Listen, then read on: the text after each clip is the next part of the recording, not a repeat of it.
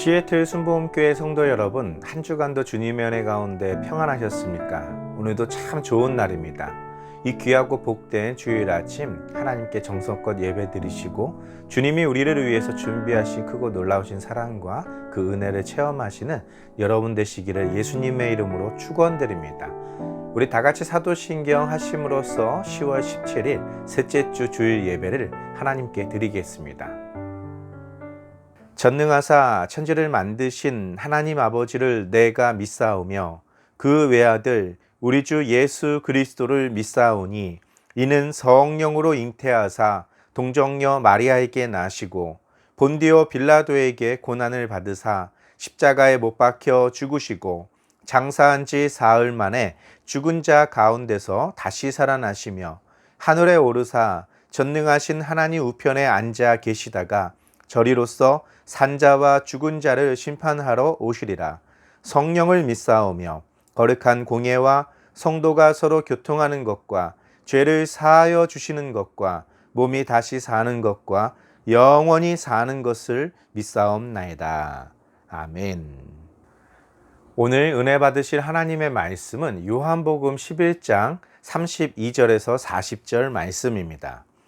요한복음 11장 32절에서 40절 말씀을 다 같이 한 목소리로 봉독하시겠습니다. 마리아가 예수 계신 곳에 가서 배웠고 그 발 앞에 엎드려 이르되 주께서 여기 계셨더라면 내 오라버니가 죽지 아니하였겠나이다 하더라. 예수께서 그가 우는 것과 또 함께 온 유대인들이 우는 것을 보시고 심령에 비통히 여기시고 불쌍히 여기사 이르시되 그를 어디 두었느냐 이르되 주여 와서 보옵소서 하니 예수께서 눈물을 흘리시더라. 이에 유대인들이 말하되 보라 그를 얼마나 사랑하셨는가 하며 그중 어떤 이는 말하되 맹인의 눈을 뜨게 한 이 사람이 그 사람은 죽지 않게 할 수 없었더냐 하더라. 이에 예수께서 다시 속으로 비통히 여기시며 무덤에 가시니 무덤이 굴이라 돌로 막았거늘 예수께서 이르시되 돌을 옮겨 놓으라 하시니 그 죽은 자의 누이 마르다가 이르되 주여 죽은 지가 나흘이 되었음에 벌써 냄새가 나나이다. 예수께서 이르시되 내 말이 내가 믿으면 하나님의 영광을 보리라 하지 아니하였느냐 하시니 아멘. 함께 봉독하신 말씀을 가지고 여기 계셨더라면 이라는 제목으로 은혜 나누겠습니다. 오늘 본문 말씀은 예수님의 공생의 기간을 마무리하는 가운데 마지막 일주일을 앞두고 그 이전에 있었던 한 사건을 기록한 내용입니다. 바로 죽은 나사로를 살리셨던 사건이었습니다. 요한복음 11장 1절부터 6절은 이렇게 기록되어 있습니다. 어떤 병자가 있으니 이는 마리아와 그 자매 마르다의 마을 베다니에 사는 나사로라. 이 마리아는 향유를 주께 붓고 머리털로 주의 발을 닦던 자여 병든 나사로는 그의 오라버니더라. 이에 그 누이들이 예수께 사람을 보내어 이르되 주여 보시옵소서 사랑하는 자가 병들었나이다 하니 예수께서 들으시고 이르시되 이 병은 죽을 병이 아니라 하나님의 영광을 위하며 하나님의 아들이 이로 말미암아 영광을 받게 하려 함이라 하시더라.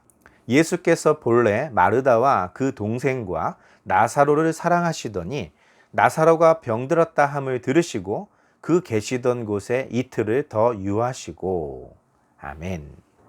이 땅에 오신 예수님께서 요단강에서 세례 요한에게 침례를 받으신 후 공생애를 시작한 지 3년 반이 지났습니다. 이제 그분의 마지막 사역인 유월절 명절을 남겨두고 있었는데요. 그때 예루살렘 근처에 있었던 베단이라는 마을에 살고 있었던 한 가정에서 예수님께 사람을 보내옵니다. 그 사람이 전해준 소식은 바로 예수님께서 사랑하시던 자 나사로가 큰 병에 걸려 죽어가고 있다라는 소식이었죠. 평상시 같았으면 이미 유월절 명절을 지내기 위해서 예수님은 그 베다니 나사로의 가정에 있었을 것입니다. 그랬었다면 예수님께서는 병든 나사로를 고쳐주셨겠죠. 그런데 이번 유월절 명절에는 아직까지 예수님께서 예루살렘으로 출발하지 않으셨습니다. 그럴 만한 사정은 있었습니다. 지난 명절에 예수님께서 안식일에 병자를 고쳐준 사건과 관련해서 예루살렘에 있는 유대 지도자들은 예수님을 죽이기로 작정했습니다.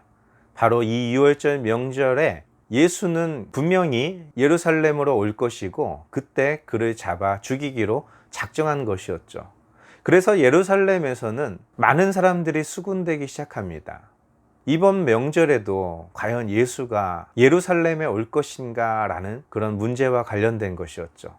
한편에서는 말하죠. 그가 바보가 아닌 이상 여기 나타나면 죽임을 당할 텐데 이번 명절에 오겠어? 라는 사람들이 있었겠죠. 다른 한편에서는 또 말합니다. 그것은 네가 예수에 대해 잘 알지 못해서 그래. 그는 죽는 한이 있어도 그 어떤 권세 앞에서도 그는 자신이 하려던 것을 굽히지 않을 거야. 그래서 이번 명절에도 꼭 예루살렘에 나타날 거야. 이런 이야기가 나돌고 있었을 때였습니다.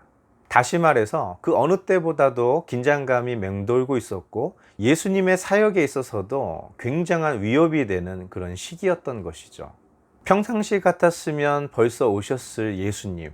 그러나 그런 분위기 속에서 마르다와 마리아는 이번 명절에는 예수님이 안 오실 수도 있겠다라는 생각을 했던 것이죠. 그래서 그녀들은 급한 마음에 사람들을 보내서 예수님께서 사랑하시던 그 나사로가 지금 병들어 죽어가고 있다라는 소식을 전했던 것이죠.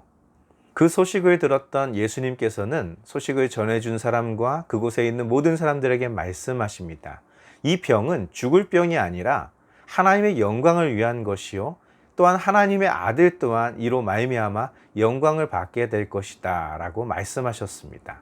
아마도 사람들은 예수님의 말씀을 듣고 안심했을 것입니다. 만일 그렇지 않았다면 이렇게 가만히 계시지는 않았을 것이다 라고 생각했겠죠.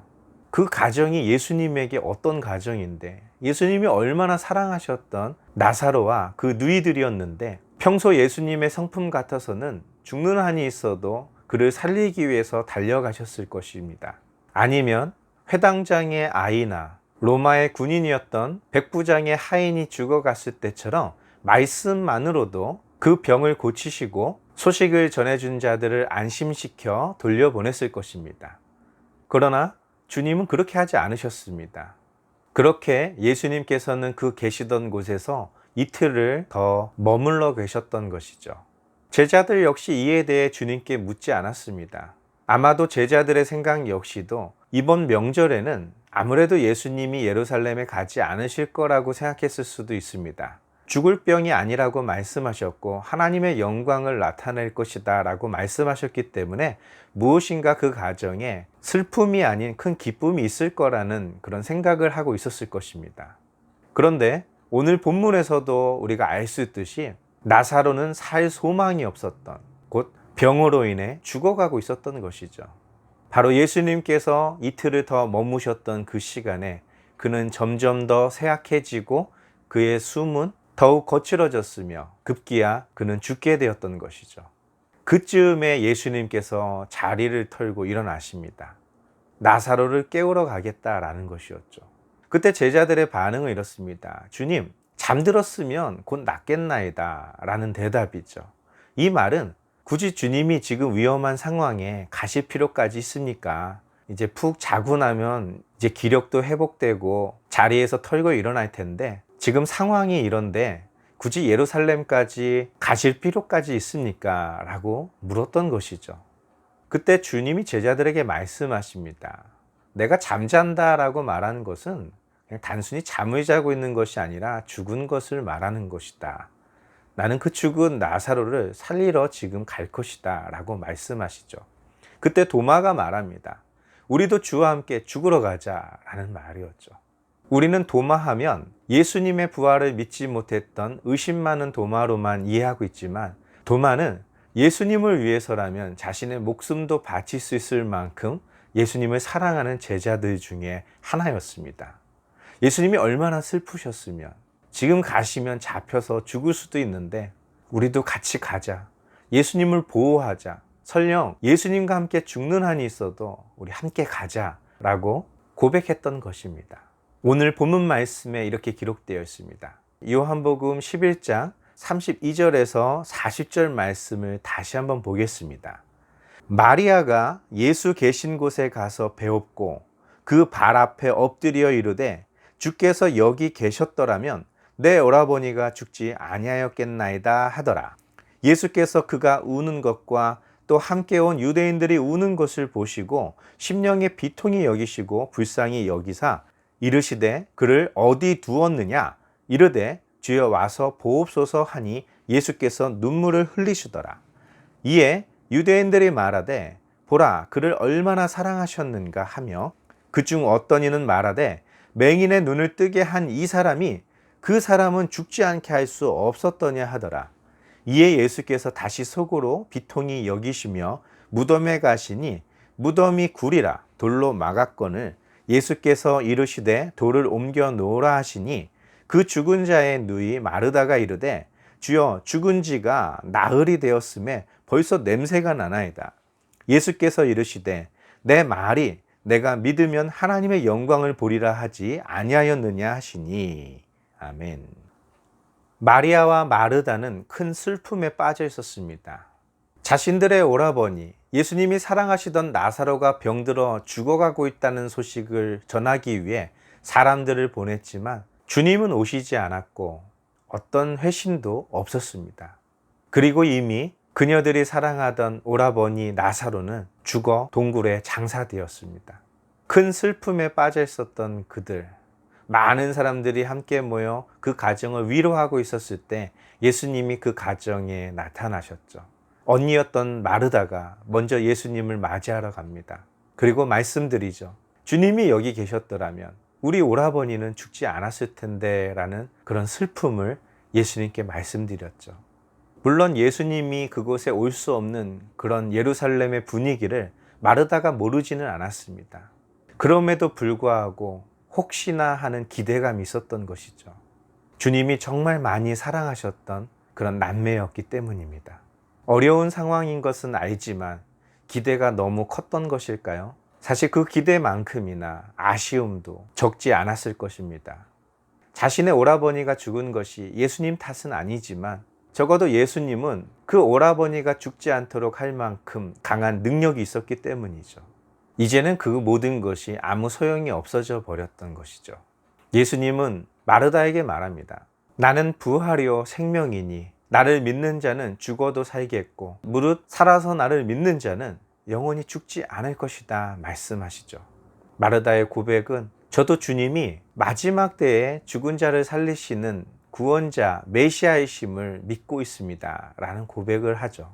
예수님은 내가 믿으면 그 하나님의 영광을 보게 될 것이다 라고 말씀하시자 마르다는 조용히 집으로 돌아가 늘 예수님의 곁에서 그 말씀을 기울여 듣고 있었던 마리아에게 예수님께서 너를 찾으신다 라는 말을 전하죠. 주님이 찾으신다는 그 말에 마리아는 달려갑니다. 함께 슬퍼하고 있었던 사람들은 그녀가 슬픔을 이기지 못하고 자신의 오라버니가 있는 무덤으로 달려가 통곡하려나 보다 라고 생각하며 그녀를 위로하기 위해 함께 따라갔습니다. 그녀가 간 곳은 나사로의 무덤이 아닌 예수님이 계신 곳이었죠. 그런데 마리아의 말 역시 그의 언니 마르다의 말과 별반 다르지 않습니다. 주님이 여기 계셨더라면 내 오라버니가 죽지 않았을 것입니다 라는 아쉬움이었죠. 왜 이제 오셨습니까? 조금만 빨리 오셨으면 그런 마음으로 울고 있었던 것이죠. 그 모습을 지켜보셨던 예수님, 그 심령에 말할 수 없는 그런 아픔이 있으셨습니다.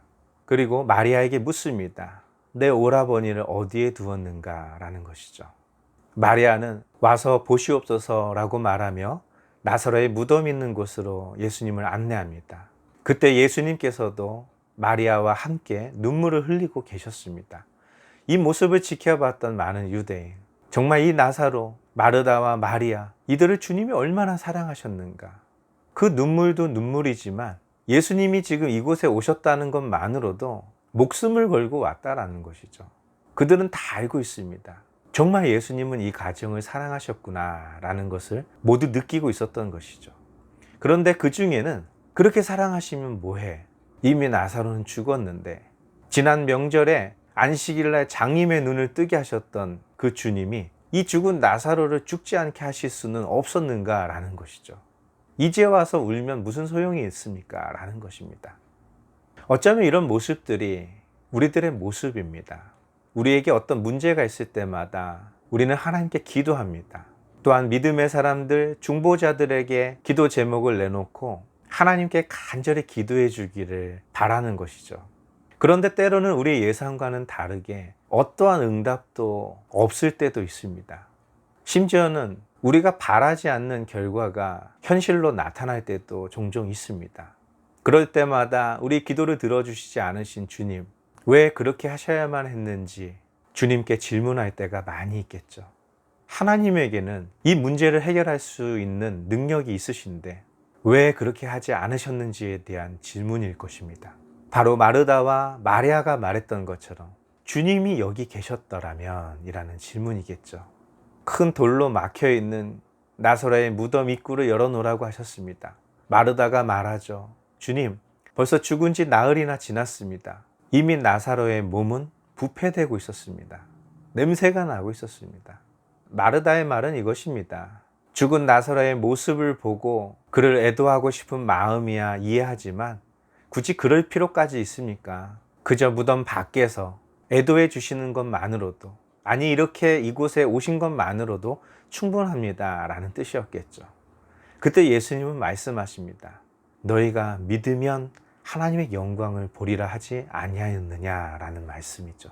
바로 주님이 여기 계셨더라면 우리 오라버니가 죽지 않았을 것입니다 라고 말했던 그녀들에게 예수님은 질문하신 것입니다.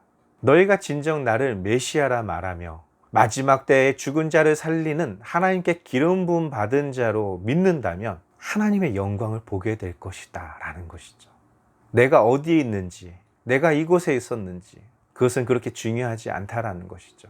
그리고 그녀들이 생각하는 것처럼 이미 죽어 썩어서 냄새가 나는 나사로, 그건 역시도 하나님에게서는 큰 문제가 되지 않는다라는 것입니다. 결국 예수님께서 그 나사로를 살리셨고 사람들로 하여금 그 칭칭 감겨있는 천들을 제거해서 자유롭게 다니도록 했던 것이죠. 슬픔에 잠겨 있었던 이 가정에 말로 표현할 수 없는 기쁨이 찾아온 것입니다. 이 소식은 즉시 예루살렘에 있는 대제사장과 유대인 지도자들에게도 알려지게 됩니다. 요한복음 11장 47절에서 50절 말씀은 이렇게 기록하고 있습니다.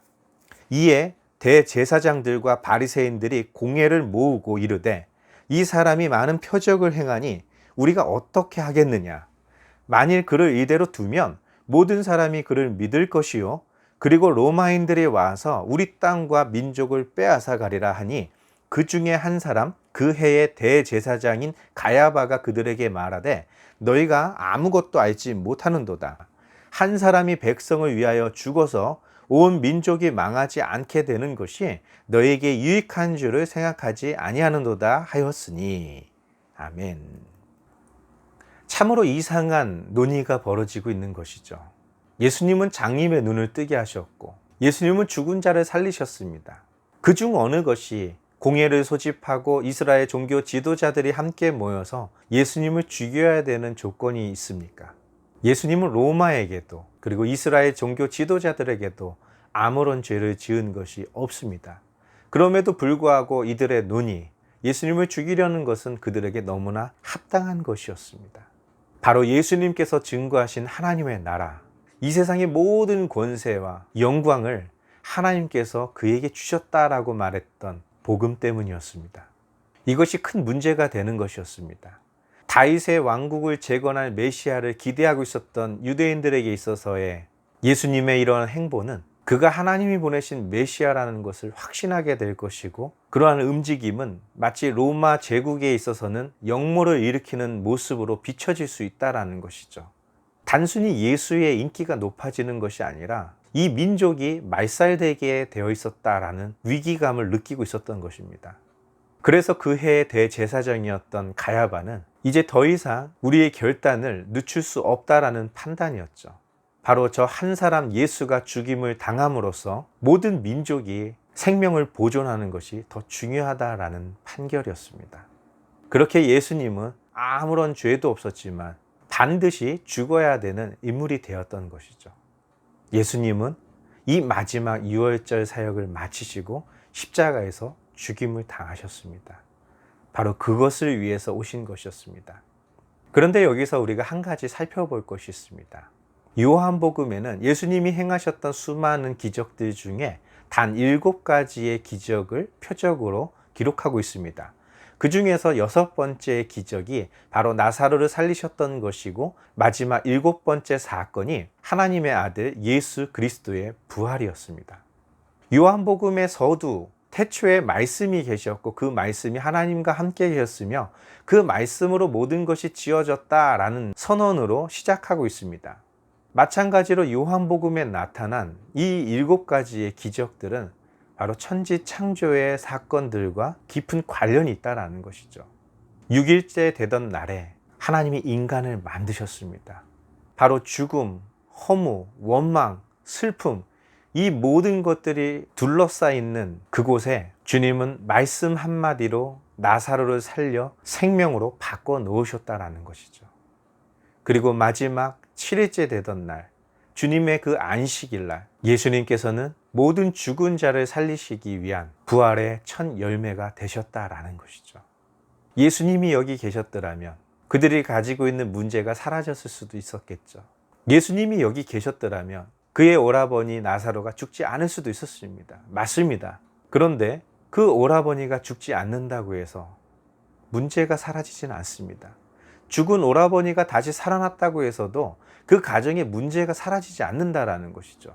요한복음 12장 9절에서 11절 말씀은 이렇게 기록하고 있습니다. 유대인의 큰 무리가 예수께서 여기 계신 줄을 알고 오니 이는 예수만 보기 위함이 아니요 죽은 자 가운데서 살리신 나사로도 보려 함이로라. 대제사장들이 나사로까지 죽이려고 모의하니 나사로 때문에 많은 유대인이 가서 예수를 믿음이로라. 아멘. 바로 예수님께서 나귀를 타고 예루살렘에 입성하시기 직전에 있었던 사건입니다. 호산나 다윗의 자손이요 높은 곳에서 호산나 외쳤던 그 사건이 있기 바로 직전의 일이었다라는 것이죠. 자신이 죽을지도 뻔히 알면서도 예수님은 너무나 당당하게 예루살렘으로 오셨다라는 것이죠. 정말 보통 사람이 아니라는 것입니다. 심지어는 죽은 나사로를 살렸다는 소식에 많은 사람들은 예수님도 보고 싶었지만 정말 그 나사로가 살아있는지 그 모습을 보고 싶었던 것입니다. 이에 대제사장은 예수님만 죽이려고 한 것이 아니라 나사로까지 죽이려고 하고 있었다는 것이죠. 죽었던 오라버니가 살아나면 모든 문제가 사라질 줄 알았겠죠. 그러나 우리 인생의 문제는 우리가 죽는 순간까지 사라지지 않습니다. 이제는 권세자들이 그의 오라버니를 죽이기로 작정하고 있었다는 것이죠. 또 다른 공포와 두려움이 있었던 것입니다. 결국 우리의 모든 인생에는 희비가 교차하는 그런 삶을 살고 있는 것이죠. 기쁠 때는 마냥 감사하고 하나님께 영광을 돌리지만 힘든 일이 있을 때는 여지없이 하나님께 따져 물으며 주님이 여기 계셨더라면 왜 그러셨습니까? 따져 묻고 있었겠죠. 그러면 주님이 함께 계셨더라면 죽은 나사로를 다시 살리셨으면 문제가 사라집니까? 그렇지 않다라는 것이죠. 그 문제 속에 언젠가는 죽어갈 수 있는 저 지옥으로 달려가고 있는 우리들의 인생을 건져주실 수 있는 분, 바로 그분을 믿으면 그 하나님의 영광을 보게 된다라는 것이죠. 기도 제목이 응답되고 우리 인생이 더 풍요로워지고 우리가 바라던 것이 우리 현실에서 누릴 수 있게 되는 것, 이것이 축복이 아니라 영원한 형벌에서 영원한 천국으로 인도하실 수 있는 그 주님이 우리와 함께 계신다는 것, 그것을 믿고 감사하는 것입니다. 요한복음 14장 26절에서 27절에 이렇게 기록되어 있습니다. 보혜사 곧 아버지께서 내 이름으로 보내실 성령, 그가 너희에게 모든 것을 가르치시고 내가 너희에게 말한 모든 것을 생각나게 하시리라. 평안을 너희에게 끼치노니 곧 나의 평안을 너희에게 주노라. 내가 너희에게 주는 것은 세상이 주는 것과 같지 아니하니라. 너희는 마음에 근심하지도 말고 두려워하지도 말라. 아멘. 바로 주님이 여기 계셨더라면 이라는 질문은 하나님이라는 존재를 전혀 인식하지 못한 데서 비롯된 생각입니다. 이제 곧 예수님은 이 유월절 명절 후에 아버지 하나님께로 돌아가실 것입니다. 그러나 그들의 눈에 보이지 않는다고 해서 예수님이 그들 곁에 계시지 않는 것이 아닙니다. 나사로가 병들어 죽어가고 있을 때 곁에 계시지 않았다고 해서 그가 죽은 지 나흘이나 돼서 썩어 냄새가 난다고 해서 주님이 그곳에 계시지 않는다라는 생각은 하나님을 올바로 인식하고 있지 못하기 때문입니다. 우리 이성과 우리의 논리로는 설명할 수 없지만 하나님은 항상 이곳에 계시며 우리와 함께 하신다라는 사실이죠. 바로 하나님께서는 보혜사 성령님을 우리에게 보내주셔서 우리와 늘 함께 하시고 주님이 우리에게 함께 하셨던 것과 똑같이 그 모든 말씀을 우리에게 가르치시고 기억나게 하실 것입니다. 바로 그 평안을 우리에게 주시려고 오신 분이 나사렛 예수셨다라는 것이죠. 그 평강은 세상이 줄 수 없는 것입니다. 세상이 흉내낼 수도 없는 것이고 오직 천지 만물을 창조하시고 죽은 자 가운데서 우리를 능히 살리실 수 있는 하나님만이 주실 수 있는 평안이라는 것이죠. 그러니 이제는 주님이 여기 계셨더라면, 주님이 우리를 도와주셨더라면, 주님이 그때 그것을 그렇게 해주셨더라면 좋았을 텐데 라는 그런 근심과 그것으로부터 파생된 두려움 따위에 갇혀있을 필요가 없다라는 것이죠. 이미 지나갔어도, 이미 끝난 것 같아도 하나님의 시간은 아직 남아있고 하나님의 역사는 아직 끝나지 않았다라는 사실입니다. 바로 그 믿음이 하나님을 신뢰하고 찬양할 수 있는 능력이 되는 것입니다. 바로 그 주님이 저와 여러분들과 함께 계십니다. 기도하겠습니다. 살아서 역사하시는 좋으신 아버지 하나님, 감사와 찬양을 드립니다.